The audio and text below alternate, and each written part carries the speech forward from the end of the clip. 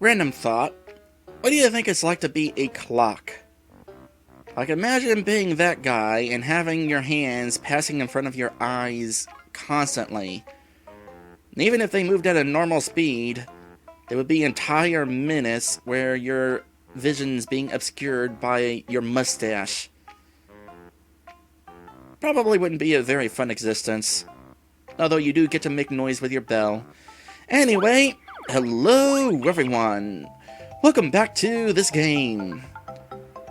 When we last left off, we were in Treasure Trove Cove. This place right here. It's a beach. And I kind of need to bring up this place here. Hold on a sec. Is there another... There's another crate somewhere in the ocean that I need to get to. Not sure where it is, though. Ah, well, let's focus on this. Coffee and mince? I'll be right over. And that is all of the shark's dialogue. Speaking of sharks...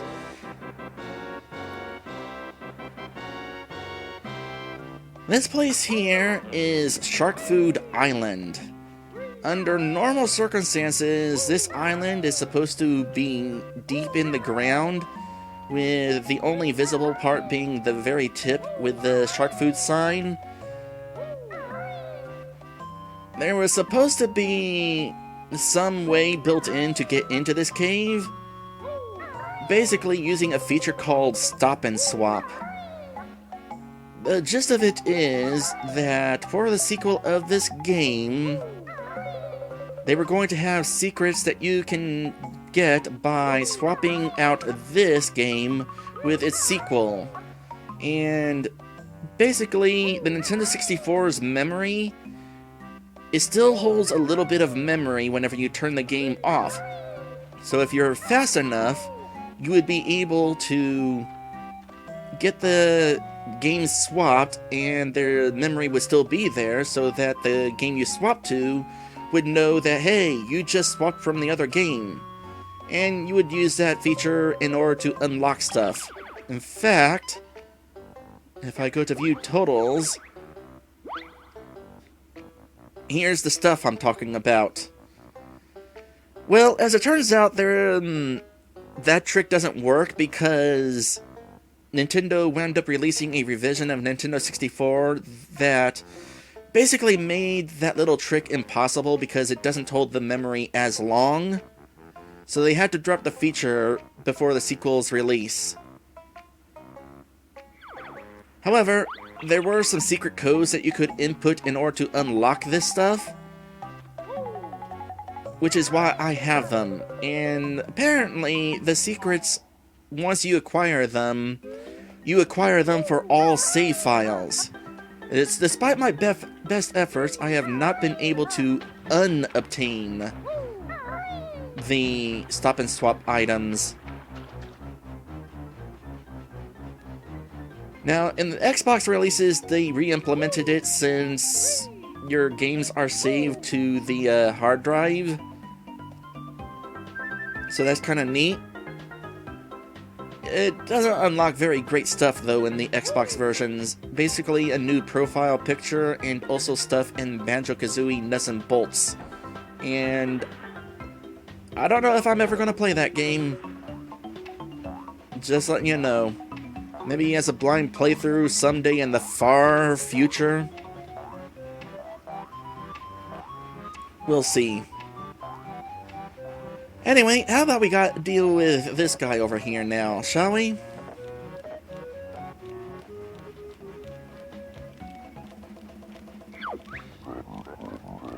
Hey, this Nipper's beach. You find nothing without Nipper's help. Help us then, crustacean brain. Grr, cheeky bird need feathers clipping. Oh yeah? Just try it, Shellhead. Why'd you have to go and make him mad, Kazooie?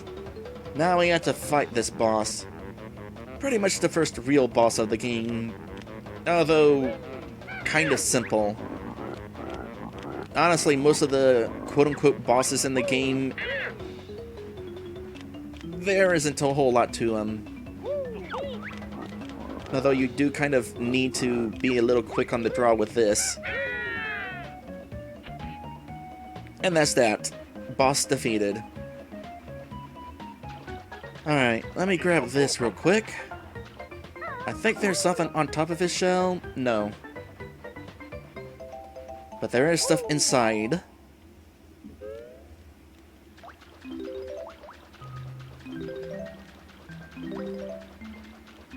Gotta say, for Nintendo 64 graphics, the graphics here are pretty nice.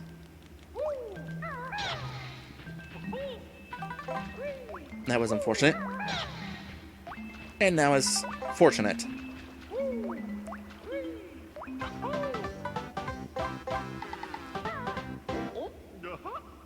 Alright, 7 down, 3 to go.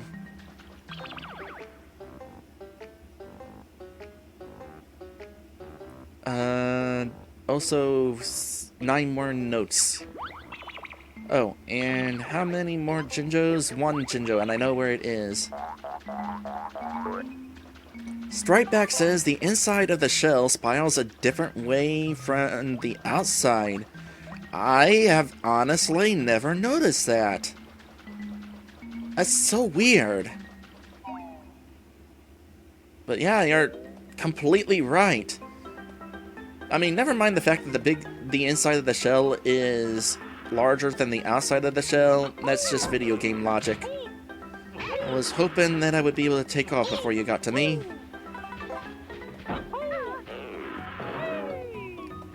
Okay, there's a really tricky Mumbo token right down there. No, it's not even a Mumbo token. It's one of these health pickups.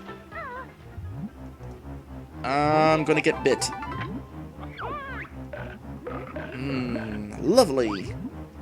Yeah, come here, you. I have some things to say about you.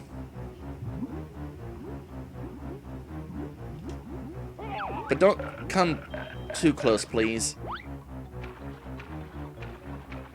Yeah, right there.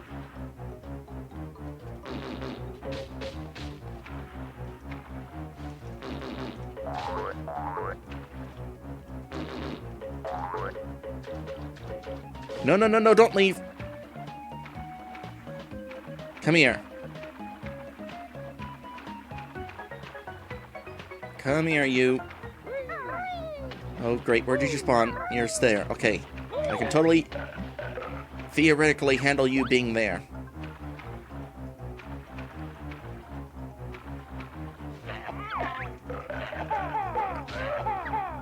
There we go. So, as I have painfully demonstrated, Snacker can be defeated. Not that it's worth it. Never mind the fact that I kind of came out at a health discrepancy. Or something like that. He'll eventually respawn anyway.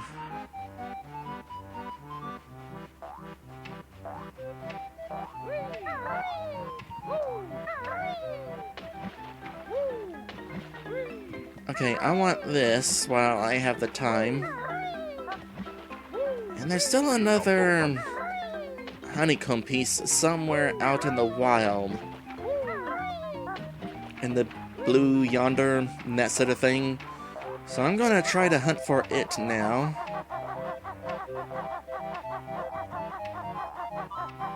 Start from here.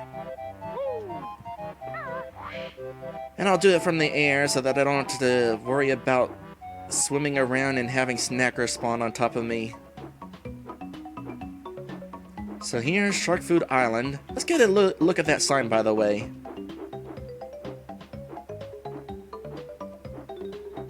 Shark Food Island, indeed. Alright, so let's go ahead and zoom down here.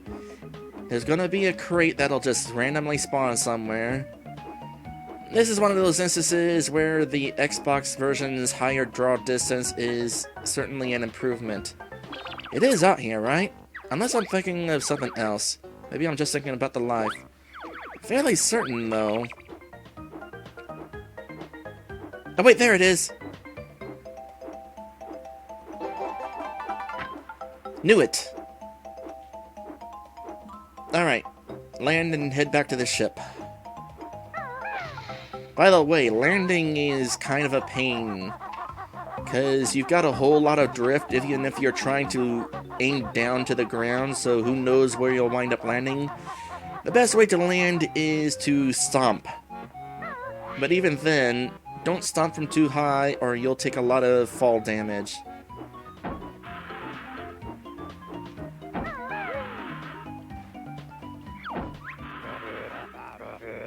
This be Gruntilda's booty. Touch it if you dare. I dared.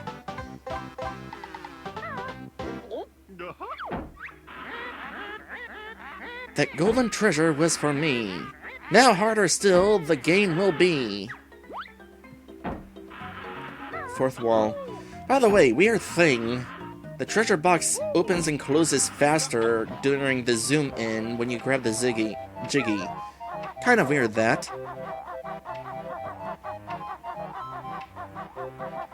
Stripeback says, touch Gruntilda's booty.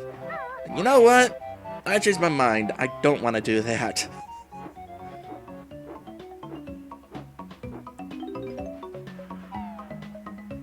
Alright, just about done with this level. All that is left to explore is way up here on top of the island. Definitely don't fall from here. I will say, even though the draw distance for objects kind of sucks,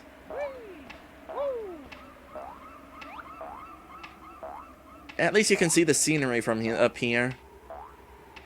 It's kind of neat looking down on the island from here. Alright, up here is the last of the Jinjos.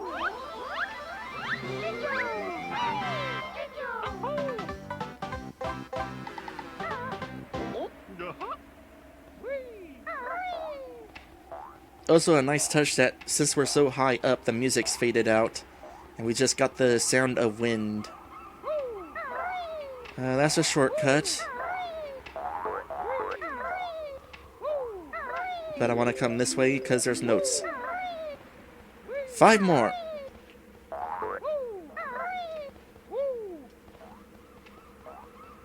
Don't miss this.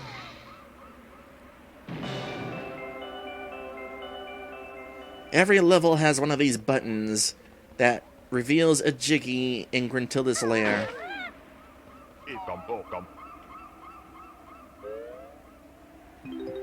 And this'll be it.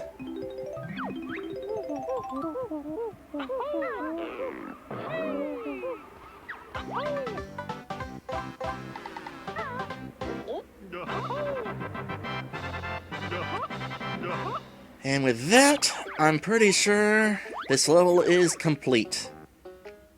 31 minutes. That's actually a pretty decent time. Mind you, the timer is still going, so I'd probably want to just find my way down somehow. Where's a good place to land? Let's go somewhere this way.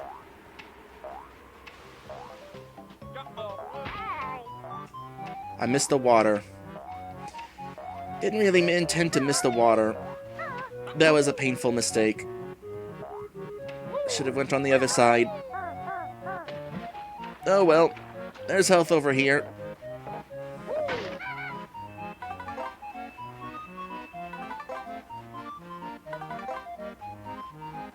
I wonder if fall damage is still a thing in modern 3D platformers. I can't say whether I like it or not.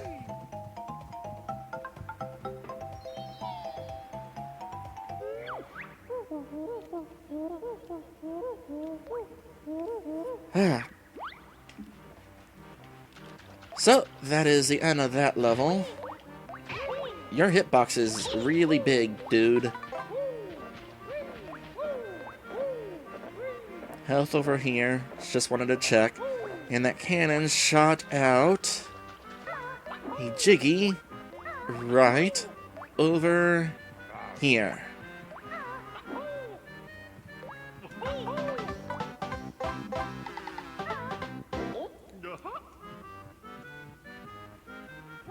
Alright, I got another 10 minutes thereabouts before I have to end this. What can I look for in the meantime? Well, let's get out of here first off. There's a note door up there, but that's actually not where I'm wanting to go yet. I'll at least go ahead and open up the next level. The next level is even bigger than Treasure Trove Cove, so save a little bit of time and get it open right now.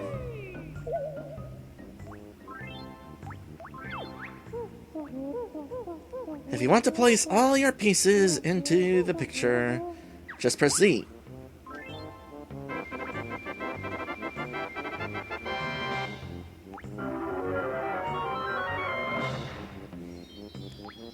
Tell you what, we're definitely making some pretty dang good progress. Less than 2 hours in, and I've already completed two levels. The things are going to be slowing down, though. Just a bit. Oh, why did you start saying a thing as I went through the exit? I wanted to hear what you said. You have so many of those taunts. Pretty sure they're randomized, too. So there's not even a guarantee we'll hear them all throughout this adventure. Okay, let's head this way. Let's not head this way. I do not know what I'm thinking.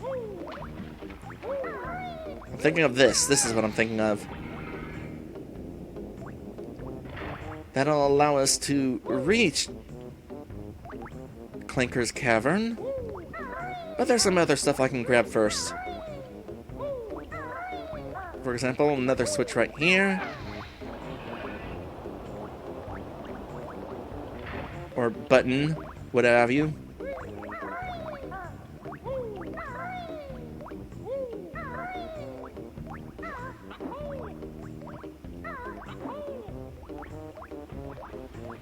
Definitely want to come up here while I can, before a certain enemy spawns up here.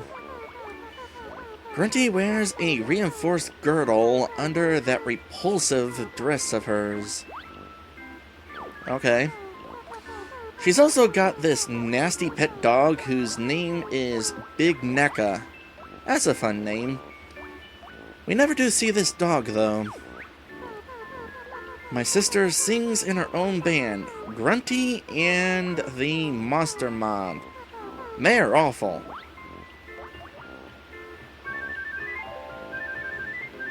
Regardless, I would be interested in hearing them.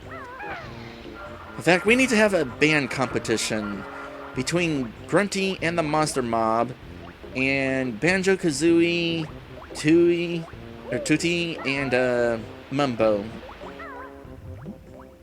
I bet it would be awesome. In fact, make it the plot of Banjo 3. Get the band together. Go on tour. Please don't actually make that the plot of Banjo 3E.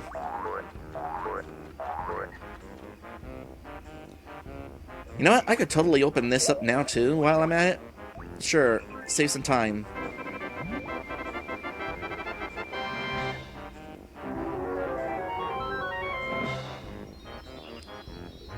Heck, this actually means we'd be able to skip Clinker's Cavern and go there instead. There is an ability that we get in Clinker's Cavern that would be kind of useful. I'm trying to think if it would actually be required for anything in Bubble Gloop's Swamp. And I don't think it would be. So yeah, we could totally go out of order if I wanted. If I wanted. Honestly, though, I don't see any reason to.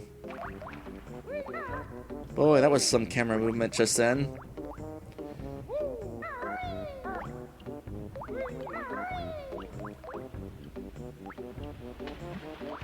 I'm just gonna toy with you for a moment. These guys definitely hurt if they run into you. I didn't actually intend to demonstrate that. I was kind of not counting on floating upwards somehow. Oh yes, and of course, before I quit, there is one very important thing that I need to show off. First off, the game's auto-save, so you don't have to save and quit if you want to save your progress. Second, let's watch this.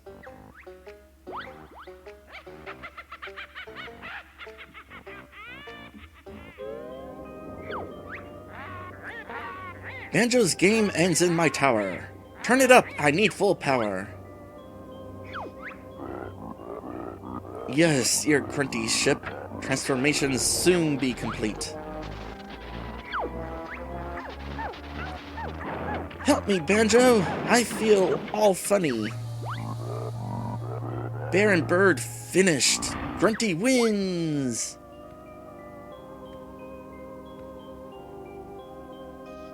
But she lost her fingers. Look at Grunty, she's a beauty. I'm much prettier than Tootie. Oh, you are, mistress. Grunty nice. Come back to Mumbo School, yes? Banjo, your sister wants a word with you. Now. So yeah. If you quit or get a game over, this cutscene plays. That is awesome. That there is a game over cutscene.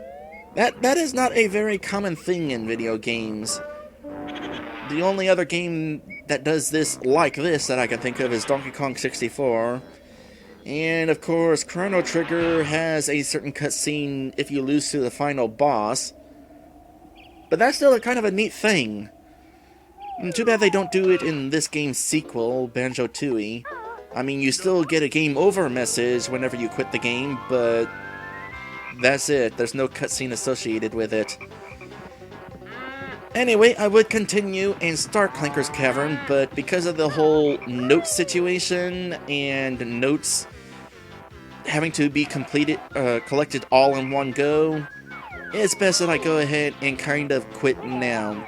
Those of you watching this here at Twitch, I will send you a raid message to go raid Maddie Rowdy stream. The rest of you guys, thank you guys for watching. This is definitely a game I'm excited to play, in case you can't tell. Oh boy, I'm going to enjoy the rest of this playthrough. With that said, I will see you in the next one.